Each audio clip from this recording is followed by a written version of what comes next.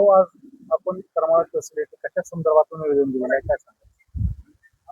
गेल्या 4 महिन्यापासून मार्च महिन्यामध्ये संजय गांधी निराधार योजनेचे प्रकरण मंजूर करायची मीटिंग झाली आणि मार्च महिन्यापासून ते एप्रिल, मे, जून आणि जुलै या 4 महिन्याची प्रकरण मंजूर अद्यापर्यंत झालेली नाहीत.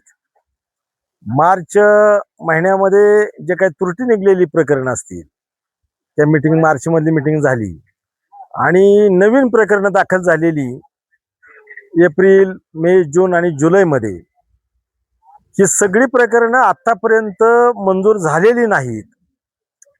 म्हणून ती मंजूर झाली पाहिजेत ही आपली मागणी आहे.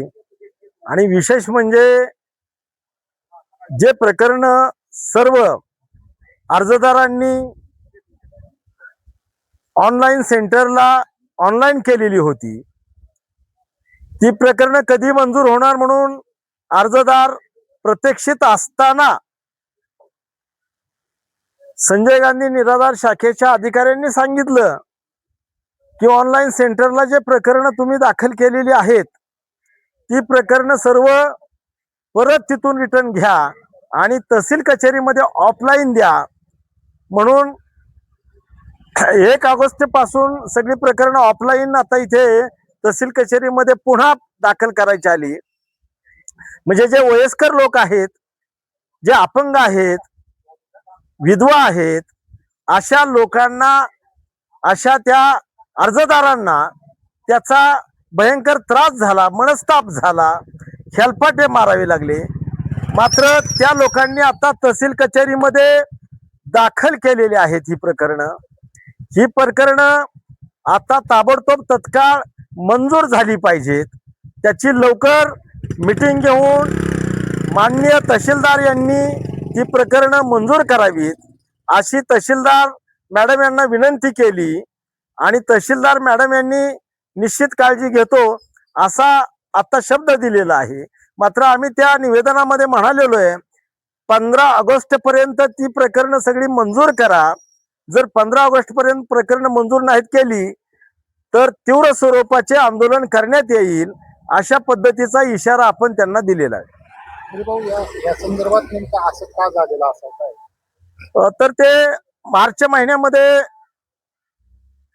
प्रकरणांना मंजुरी दिली त्यावेळेस ती मीटिंग होऊन ती मंजूर झाली प्रकरणं.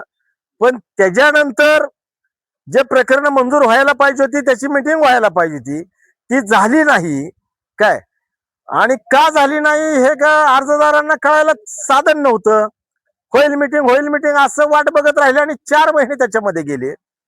मला तर वाटतं करमाळा तालुक्यामध्ये करमाळा तहसील कार्यालयामध्ये हा प्रकार पहिल्यांदाच घडतो की 4 महिने प्रकरण थांबलेली आहेत. कारण प्रत्येक महिन्याला प्रकरण मंजूर होतात. जर आचारसंहिता वगैरे लागली तर प्रकरण लांबतात, पण आचारसंहिता नसेल तर प्रकरण तत्काळ मंजूर होतात. पण ह्या वेळेस का लांबली त्याच्या ऑनलाईनची काय कारणं होती असं पण आम्हाला सांगण्यात आलं होतं. पण त्याचं सत्यता काय ते प्रशासन बघून घेईल. मात्र अर्जदारांना जे मनस्ताप झाला, हेलपाटे बसले आणि हे प्रकरणाचे अर्जदार म्हणजे सगळे अर्जदार कसले असतात तर हे सगळे वयस्कर लोक असतात, आंधळे असतात, पांगळे असतात. प्रशासनाने त्याला उदासीनता म्हणायचं. कारण प्रशासनाची उदासीनता नसती तर ही प्रकरणं मंजूर झाली असती. शिवाय त्या शाखेला जे दीक्षित म्हणून आहेत का त्या टेबलला ते दीक्षित कार्यक्षम वाटत नाहीत. त्याच्यामुळे त्यांच्या तक्रारी अनेक अर्जदार करतात काय. आणि त्यांना तहसीलदार यांनी सुद्धा म्हणजे वेळोवेळी समज दिलेली आहे. परंतु ते दीक्षित त्यांच्या भूमिकेवरती ठाम असतात की जेणेकरून लोकांची सुलभ पद्धतीनं प्रकरणं कशी मंजूर होतील, लोकांना न्याय कसा मिळेल याच्यावरती त्यांचं लक्ष नसतं. म्हणून तालुक्यातल्या अनेक अर्जदारांची त्यांच्या बाबतीमध्ये तक्रार आहे आणि ही गोष्ट वारंवार तहसीलदार यांना अनेक अर्जदारांनी आणि मी सुद्धा स्वतः त्यांना सांगितलेली आहे. अर्ज किती होत्या आहेत नाही, अर्जाची अॅक्युरेट संख्या सांगता येणार नाही, पण जर एकूण अर्जाची संख्या पाहिली तर एक 400-500 पेक्षा जास्त असू शकते.